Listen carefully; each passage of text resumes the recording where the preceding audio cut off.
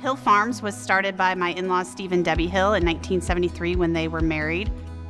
We are a farrow to finish farm, which means the pigs are born here on our family farm and raised all the way until they go to market, which is about 6 months of age. Taking care of our pigs is the top priority on our farm each and every day because we want to make sure that we're raising healthy pigs that then ultimately become safe and nutritious pork for my family and everyone else's family to eat. And so each decision we make, whether it's to vaccinate a pig or what we're going to feed them, is with that in mind. We also raise corn and soybeans and wheat. That's always a constant process. During the spring, we're very busy planting those crops. Livestock producers are a huge consumer of the soybeans that are produced here. We personally have a huge need for soybean meal, which comes from soybeans. I think what's cool about them is we raise them and then they'll go to a plant, but they come back so we can feed it to the pigs. So it's like a whole cycle that everything comes back to the farm and into the pigs. It's a very sustainable process that we've come up with. We also use the manure from all of our pig barns to fertilize our crops. Underneath each barn is basically a basement or a pit that collects the manure, and then a couple times a year we're able to suck that manure out through a hose system into a manure tanker, and then we will actually take that to the field and kind of ditch it or knife it down into the soil where it serves as an organic fertilizer, which has, if not eliminated, drastically reduced the amount of fertilizer that we need. And that manure goes into the field, and then we'll turn around and plant corn on that, which then gets turned around to feed the pig the next year. It's just one big system, and it all works together so well.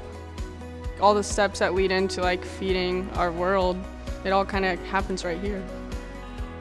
The fact that our farm has been around for generations is really the crux of sustainability. I mean, are we able to keep it going for the next generation?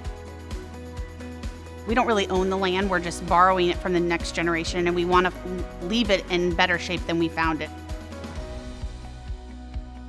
We work very hard on our conservation practices here to make sure we're doing what's right for the land to not only potentially help us yield a better crop, but also to make sure we're doing what's right for the environment.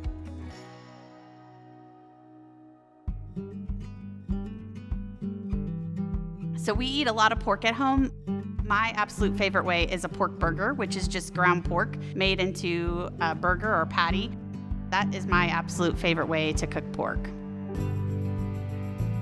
People will often apologize to me because they bought pork at the grocery store, and ultimately that's how we make our living.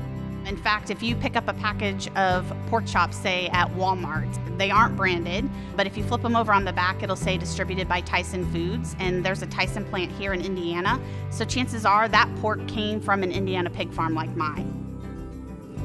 Many of my closest friends are fellow Indiana pig farmers, and so to know that we are all collectively working to help feed our communities and beyond that our country and the world is very important. I think it's really cool that my family is a farmer. I could say that I get to feed people.